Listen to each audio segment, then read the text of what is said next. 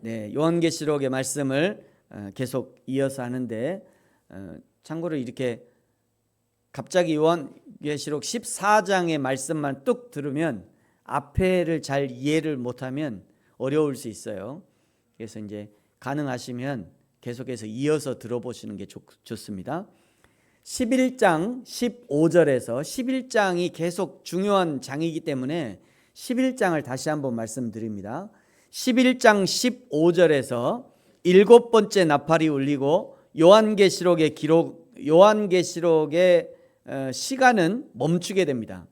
시간이 멈추면서 동시에 세 카메라가 동시에 세 장면을 비추는 것이 12장, 13장, 14장이었어요. 12장에서는 과거 이스라엘 역사 속에서 메시아의 탄생이 어떻게 이루어졌고 그 과정에서 어떻게 사단 마귀가 메시아의 탄생을 방해했는지 이제 그런 부분을 보여줬고요. 13장에서는 두 번째 카메라가 일곱 번째 나팔에 휴거되지 못한 사람들이 세상에서 어떻게 지내게 되는가, 그야말로 사단 마귀의 세상에서 사람들이 어떻게 살고 있는지, 어떻게 지내게 되는지를 보여줬습니다. 그야말로 사단 마귀가 자기 마음대로 세상을 주무르고 하나님을 향해서도 신성모독의 말을 아주 거침없이 내뱉는 그런 시대가 된다는 것을 보여주셨어요.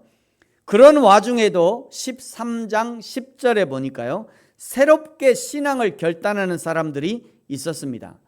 조금 더 일찍 예수님 오시기 전에 전도하는 사람들이 있을 때, 그때 예수님 믿고 일곱 번째 나팔에 휴거가 되었으면 좋았을 것을, 전도자들이 그렇게 전도하고 믿으라고 할 때는 죽어도 예수님을 안 믿더니 이제 성도들은 다 휴거가 되고 그 휴거되는 성도들의 꽁무니를 보면서 아이고 나도 믿을 걸. 이미 때는 늦은 거죠. 근데 어쨌든지 그때 신앙을 새롭게 결단하는 사람들이 생긴다는 거예요. 이제 그들에게 남은 것은 그 모든 짐승의 핍박을 받고도 다 참아내고 이겨내야 하는 666표를 받지 않으면 경제활동도 못하는데, 그럼에도 불구하고 두 번 다시 하나님을 모른다 하지 않는 성도의 인내와 믿음이 이때 필요하다.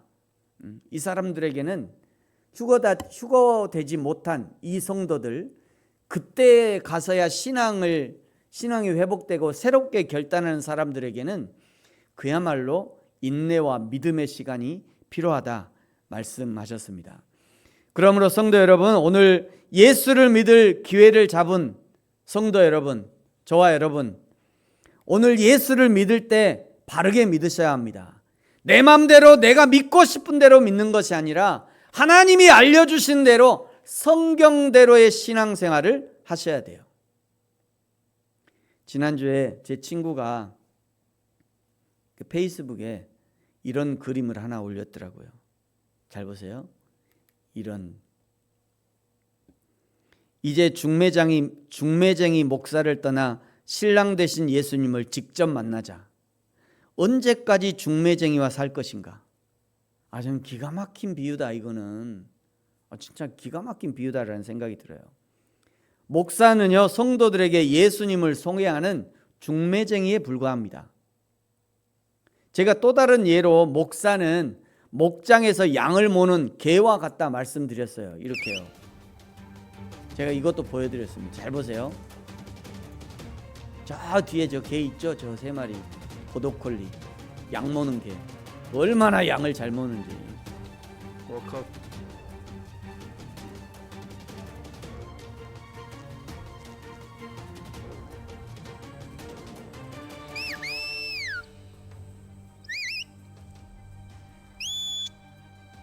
저거를 다 알아두고 저 양을 아주 기가 막히게 물 위로 몰고 가는 거 봐요. 근데 만약에 저 양들이 원래 몰고 가야 되는 방향으로 안 가면 어떻게 하죠? 개들이 왕왕왕왕 그쪽 아니야 왕왕왕 이렇게 막 짖잖아요. 개들이. 목사들이 가끔 막 소리도 지르고요, 가르치기도 하고요. 설교할 때 막 버락 화를 내는 것처럼 하는 이유는 자기가 목장의 개와 같은 사람이기 때문에 그래요. 그렇게 하지 말라고. 그쪽으로 아니라고. 그렇게 하면 안 된다고. 멍멍멍멍 이 소리를 지르는 거죠. 개가 아무리 양을 잘 몰아도 개와 같이 살 수는 없잖아요. 개가 아무리 양을 잘 몰아도 그 개와 같이 살 수는 없어요. 중매쟁이 목사가 아무리 중매를 잘해도 중매쟁이와 살 수는 없는 거죠. 중매쟁이가 중매해준 그 신랑 대신 예수님과 살아야 하는 거예요.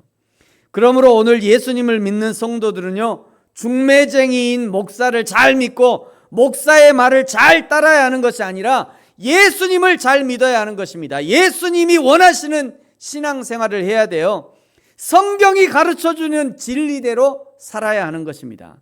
목사의 눈치를 볼 일이 아니라 하나님 눈치를 봐야죠. 목사에게 잘 보이려고 하지 말고 하나님께 잘 보이도록 해야 되는 거예요. 목사를 위해서 헌신하지 말고 하나님을 위해서 헌신해야 하는 겁니다. 만약 그렇지 않으면 13장에서 사단 마귀의 세상에서 드디어 정신을 차리고 그때서야 신앙으로 돌아오는 성도들이 될 수도 있는 거예요. 그때 가서 후회한들, 그때 가서 예수님을 부른들, 그때는 이미 사단 마귀의 모진 핍박을 견뎌야 하고 하나님 앞에 성도의 인내를 증명해야 하는 상황이 되는 거죠. 여러분, 그러므로 다시 말씀드립니다. 오늘 예수를 믿을 때 잘 믿으시기 바랍니다. 바르게 믿으셔야 합니다. 내 마음대로 내가 믿고 싶은 대로 믿는 것이 아니라 하나님이 알려주시는 대로 성경대로의 신앙생활을 할 수 있어야 돼요. 11장 15절에서 7번째 된 나팔이 울리고 요한계시록의 시간은 멈추고요, 12장에서 이스라엘의 과거 역사 속에 메시아의 탄생에 대해서 보여주셨고요, 13장에서 휴거되지 못한 사람들과 사단 마귀의 세상을 보여줬고요, 오늘 14장은 이제 마지막 나팔에 휴거된 성도들의 천국 생활을 보여줍니다. 휴거된 성도들의 천국 생활. 자, 1절을 보세요. 1절에 보니까 어린 양이 시온산에 섰고 그와 함께 14만 4천이 서 있대요. 14만 4천, 7장 4절에 처음 등장하는 숫자가 14만 4천이었습니다. 14만 4천은 이스라엘 12지파가 각 지파별로 1만 2천씩, 그래서 12지파니까 14만 4천, 구원받은 이스라엘을 상징하는 그런 상징의 숫자로 14만 4천이었습니다. 왜냐하면 구원받은 사람들이 이 14만 4천만이 아니에요. 14만 4천은 상징이에요, 상징. 왜 이거를 상징으로 보냐면 구원받은 사람이 이 사람들만이 아니었기 때문입니다. 7장 9절에 보면 2일 후에 내가 보니 각 나라와 족속과 백성과 방언에서 아무도 능히 셀 수 없는 큰 무리가 있대요. 이 사람들이 구원받은 사람인 거죠. 아무도 능히 셀 수 없는 큰 무리가. 그러니까 오늘 1절에 지금 시온산 위에 예수님과 함께 선 14만 4천은 구원받은 사람들의 대표의 자격으로 서 있는 겁니다. 2절에 하늘에서 많은 물소리와도 같고 큰 우레소리와도 같은 소리가 있는데 요한이 듣기에는 그게 검은고 타는 소리처럼 들렸대요. 여기 검은고를 타다라는 이 단어는 키타리존톤이라는 단어예요. 헬라어로 키타리존톤. 이 단어는 검은고를 타다, 하프를 타다 이런 의미로 이제 번역이 되는데 우리나라로 하면 검은고겠죠. 이렇게요. 우리나라 검은고 소리.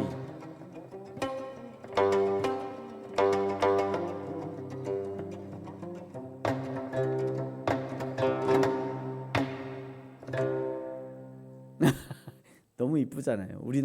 우리나라로 하면, 그러니까 그때 당시에 우리 선배들이 번역할 때 우리나라에 있는 이 검은고인가 보다라고 이제 검은고로 이렇게 번역을 한 것이고요. 그때 당시의 악기는 하프예요. 이 하프.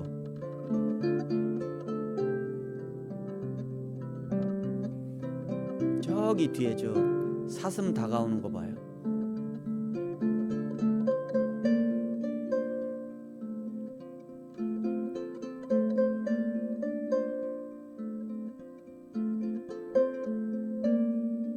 저거는 의도된 게 아니라 저 하프 연주자가 하프를 하고 있을 때 진짜 저 이렇게 저게 다가왔답니다. 저 사슴이.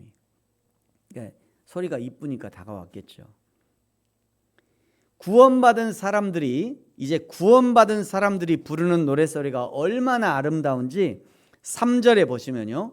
그들이 보좌 앞과 내 생물과 장로들 앞에서 새 노래를 부르니 땅에서 속량함을 받은 14만 4천 밖에는 능히 이 노래를 배울 자가 없더라 얘기하죠. 하나님 앞에서 부르는 새 노래, 도대체 이 새 노래는 어떤 노래냐? 하나님의 구속사역, 속량, 하나님의 구속사역과 그리고 어린 양의 승리에 대한 새로운 경험, 그리고 새로운 깨달음에 대한 찬양을 상징하는 겁니다. 그래서 속량함을 받은 14만 4천 밖에는 능히 이 노래를 배울 자가 없다는 거예요. 당연히 그렇겠죠. 이 노래는 하나님의 구속, 그리고 어린 양의 승리에 대한 경험, 새로운 깨달음, 이 구원받은 사람들이 배우는 거니까요. 이런 거에 대한 이런 내용의 노래니까 구원받지 못한 사람은 배울 길이 없는 거예요. 구원받은 성도라면 자기의 구원의 과정에 어떤 일이 있었는지, 구원받은 성도라도 내가 하나님의 구원을 받기 위해서 어떤 일들이 있었지? 또는 천사들이 어떻게 역사했지? 나의 구원을 위해서 나의 이웃들이 어떻게 도왔는지 우리는 다 알지 못합니다. 구원받은 사람이라도, 그러니까 가끔 여러분 구원파들이 당신 구원 언제 받았어? 몇 날 며칠 받았어? 그거를 아는 것 자체가 이상한 일이에요. 여러분이 언제 어느 시에 태어난지 아세요? 여러분 생일이 언제인지 어떻게 알아요? 여러분 생일 날 때 내가 엄마 뱃속에서 태어날 때 엄마 오늘 지금 몇 시야? 이렇게 물어봤어요? 다 그냥 엄마가 야 너 몇 월 며칠이라 태어났다, 네 생일 몇 월 며칠이니까 그렇게 아는 거지. 태어나는 그 아이가 아냐고요. 그거를 그냥 알려주니까 아 그런가 보다 라고 생각하지. 근데 구원파는 그렇게 물어봤잖아요. 당신 몇 월 며칠에 구원받았냐고. 그거를 물어보는 자체가 이상한 일이죠. 사실은 우리는 잘 몰라요. 그런데 하나님 앞에 가보면 그때는 얼굴과 얼굴을 보는 것처럼 알게 된다는 거예요. 나 한 사람의 구원을 위해서 하나님의 천사가 어떻게 역사했는지, 하나님의 성령이 어떻게 역사했는지, 나의 가족들, 나의 이웃들, 친구들이 어떻게 나에게 복음을 전해줬는지, 교회에서는요 나 한 사람에게 어떻게 복음을 듣게 되었고 수많은 기회를 주고 누군가는 참아주고 그래서 그때 목사님이 그 설교를 했구나 라고 알게 된다는 거예요. 이런 수많은 일들을 통해서 드디어 내가 하나님의 구원을 누리게 되었다는 것을 하나님 앞에 가보면 그때 알게 된다는 거예요. 그때 하나님 앞에 가면, 하나님 앞에 서면 그냥 얼굴과 얼굴로 아는 것처럼 다 알게 된다는 그때. 이 노래는, 하나님 앞에서 부르는 이 새 노래는 구원받지 못한 자들, 세상은 경험할 수 없는 영적인 지식과 은혜의 감격에 대한 반응인 것이고요. 이 새 노래를 배우는 것은 단순히 지적으로 깨닫는 것을 넘어서 이 노래의 내용이 곧 자신의 간증이 되는 거죠. 아, 내가 어떻게 예수님 믿게 되었는지, 내가 그때 예수님 믿을 때 어떤 일들이 있었는지, 아, 누구를 통해서 내가 복음을 듣게 되는지, 이게 영적인 간증, 이런 것이 이제 간증인 거죠. 이게 간증이 되는 거예요. 그러니 이런 노래를 배울 때 감격하고 감동하고 감사하지 않을 수 없는 겁니다. 여러분, 때로 우리가 교회에서 이 새로운 노래를 부르기도 하고요, 익숙하지 않은 노래를 배우기도 합니다만, 가능하면 기쁨으로 배워보시고 새로운 가사와 멜로디로 자기의 신앙을 고백하는 연습을 하는 것도 좋은 일이에요. 하나님의 보좌 앞에서 노래하는 자들 14만 4천의 성도들, 구원받은 성도들의 특징을 알려주는 것이 이제 4절과 5절인데요 4절을 보십시오. 4절을 보니까 이 사람들은 여자와 더불어 더럽히지 아니하고 순결한 자들이래요.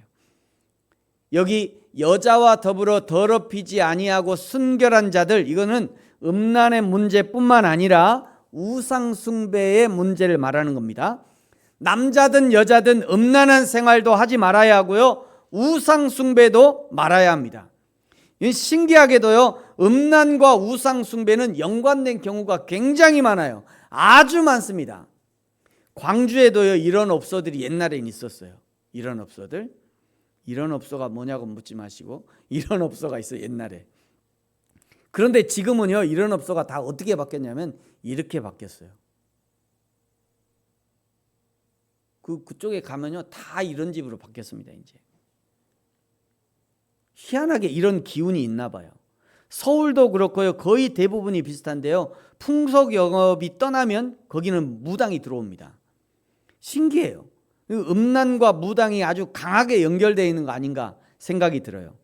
지금 새벽에 메시지로 잠언의 말씀을 제가 보내드리고 있는데요, 잠언 6장 20절부터 보면은 음란에 대한 경고 또 훈계가 나옵니다. 그 중에 26절에 보면 이렇게 말씀하셔요. 음료로 말미암아 사람이 한 조각 떡만 남게 됨이며 음란한 여인은 귀한 생명을 사냥한다. 남자와 여자가 다 마찬가지입니다. 음란의 죄에 빠지면요 떡 한 조각만 남게 되고 생명을 사냥당합니다. 27절을 보세요. 사람이 불을 품고 불을 품에 품고서야 어찌 그의 옷이 타지 않겠냐. 28절 사람이 숯불을 밟고서야 어찌 그의 발이 되지 아니하겠냐. 음란한 마음에 불을 품으면 그것을 들키지 않을 방법이 없는 거예요. 음란을 발로 밟으면 어찌 그게 드러나지 않을 수 있겠냐. 음란한 마음을 품고 음란한 행위를 하면 다 들키게 되어 있다는 거예요. 그러므로 그런 행위를 하지 말아야 하고요, 그 음란으로 이끄는 상황을 만들지도 말아야 되고 기회를 주지도 말고 음란으로 유혹하는 남녀를 멀리하라는 그런 말씀입니다. 잠언 그 다음에 바로 이어지는 잠언 7장에서도 이 음란의 문제를 다루고 계시는데요, 14절에 보니까 좀 특이한 구절이 있어요. 14절에 내가 화목제를 드려 서원한 것을 오늘 갚았다. 16절 17절에 보니까요, 내 침상에는 여호와 애굽의 문이 있는 이불을 폈고 모략과 침향과 계피를 뿌려놨다. 여기 14절에 화목제, 내가 화목제를 드렸다, 이거는 종교적인 내용으로 유혹하는 겁니다. 종교적인 내용으로 유혹하는 거예요. 16절 17절은요 화려하고 최고로 비싼 것들, 침상에요 애굽의 무늬이불, 모략, 침향, 계피, 이런 것들은 돈으로도 살 수 없는 귀한 것들, 즉 경제적인 것으로 유혹하는 거예요. 우리 한국에요 기독교 반성폭력센터라는 게 있어요. 기독교 반성, 뭔가 이게 안 어울려요. 기독교하고 성폭력 자체가 안 어울리는 것 같은데 이런 단체가 있어요. 기독교 반성폭력센터. 여기 접수된 교회 성폭력 피해 신고가요 2023년에 총 44건 69명이고요 2024년에 42건, 피해자가 70명이에요. 이 사건의 가해자 중 60에서 70% 봐보세요. 가해자 직분, 이 가해자가 거의 70%가 목회자예요. 이는 교회 내에서요 위계적인 권력 구조가 성범죄의 원인이자 은폐의 배경으로 작용하는 지적을 뒷받침하는 거죠. 여러분, 교회 목사들은요 항상 이게 성적 위험에 노출되어 있어요. 교회 성도들, 남자가 여기 4명 아니구나. 하나, 둘, 셋, 남자가 4명밖에 아니구나. 5. 저를 포함해서 여기 남자가 5명밖에 없잖아요. 나머지 다 교회의 한 90% 이상은 여자들일 겁니다. 여러분 조심하셔야 돼요. 성도들도 조심해야 되고요. 목사들도 조심해야 되고. 특별히 이제 목사들이 조심해야죠. 교회에 이런 권위를 가지고 하나님이 주신 권위 가지고 쓸데없는 데 사용하지 않도록. 그리고 여러분 목사를 위해서 기도해 줄 때는요, 우리 목사님이 건강하고 정상적인 가정생활을 할 수 있도록 이렇게 기도해 주셔야 돼요.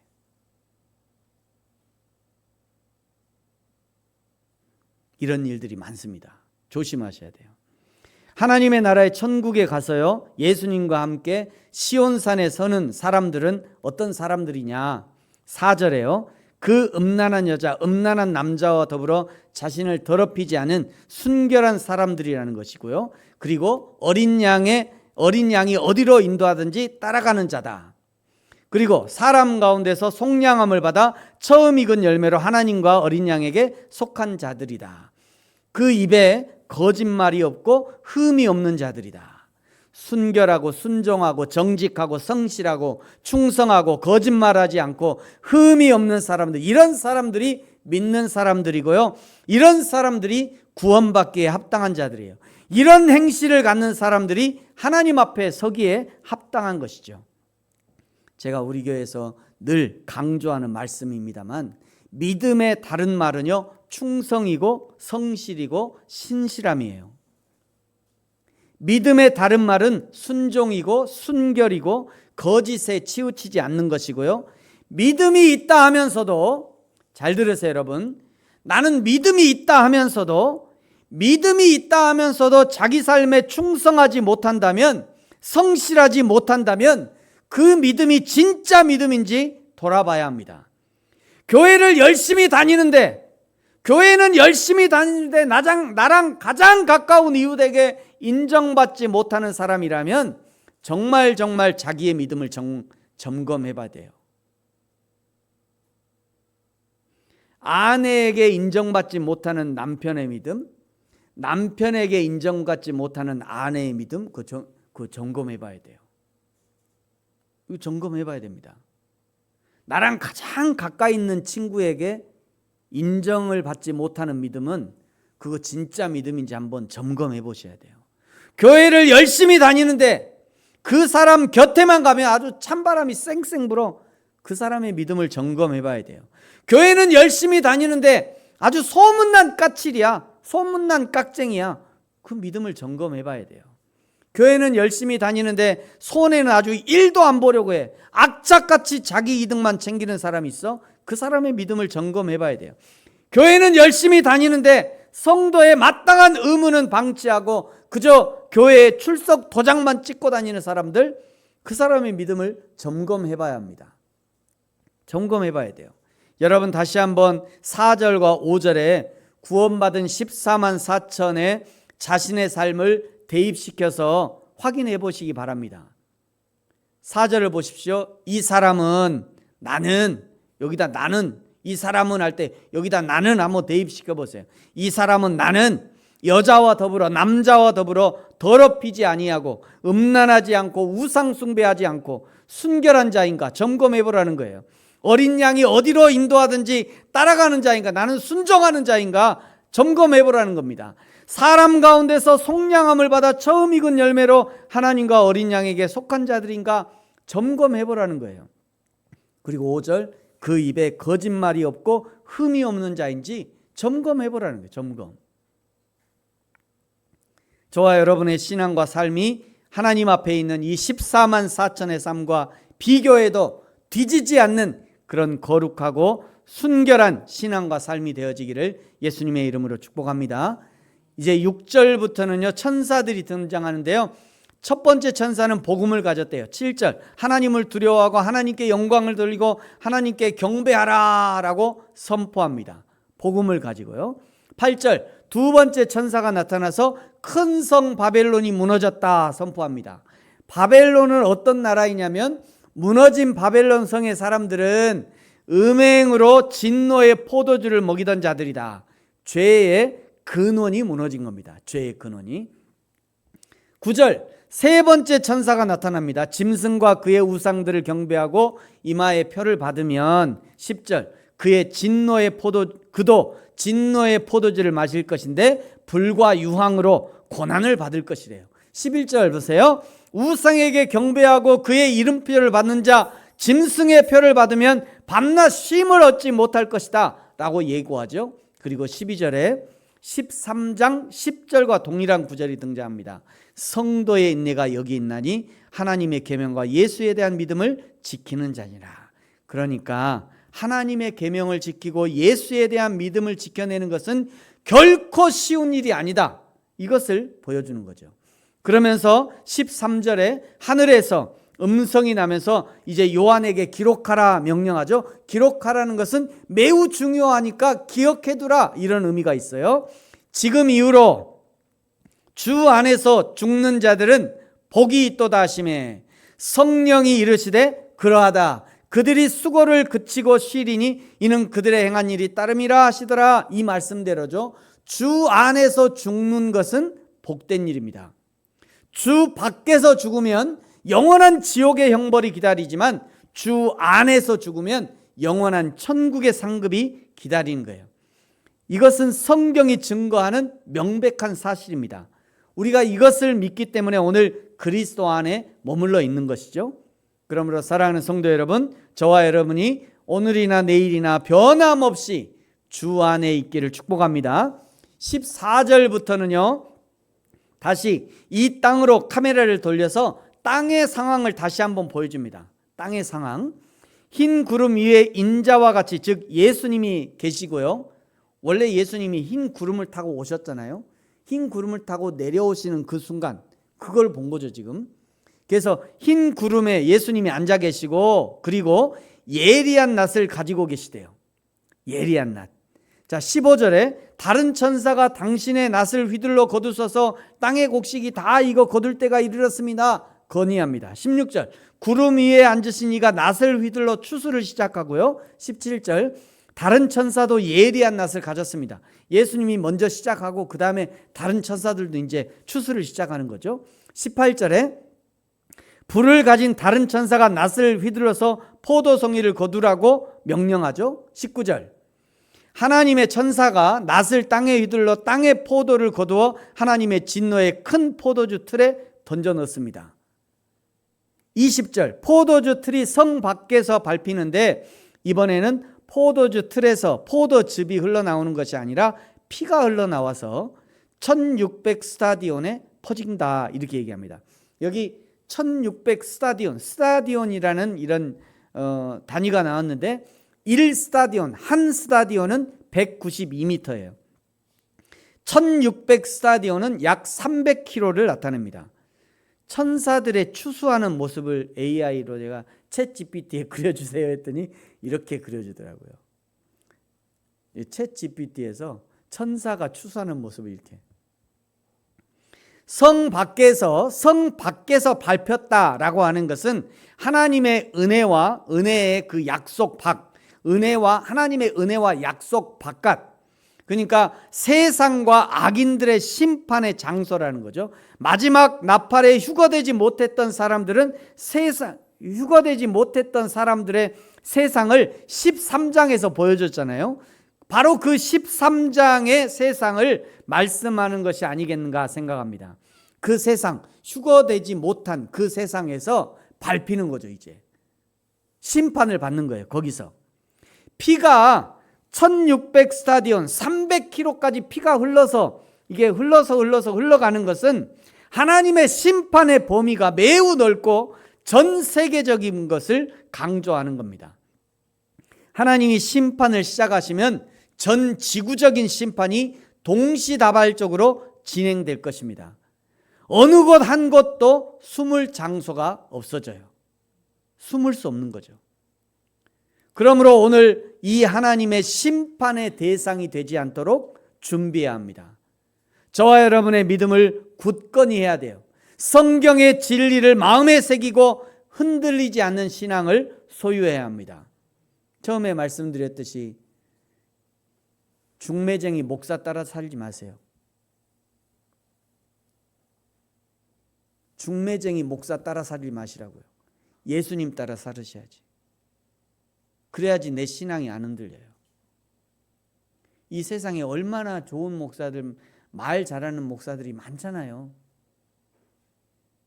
오늘은 요걸 잘하고 내일은 또 저기에 잘하는 것 같고, 맨날 목사 따라서 이 목사 따라 저기 가고 저리 가고 그렇게 하지 말고 예수님만 따라 사시라고. 우리의 신랑 되시는 예수님. 아무리 개가 양을 잘 몰아도 개 따라 살지 마세요. 우리의 신랑 되시는 예수님 따라 살아야죠. 우리의 목자가 되시는 그 예수님, 그 예수님과 함께 살아야 되는 거예요. 그를 위해서 우리의 믿음을 굳건히 해야 합니다. 성경의 진리를 마음에 새기고 흔들리지 않은 신앙을 소유해야 됩니다.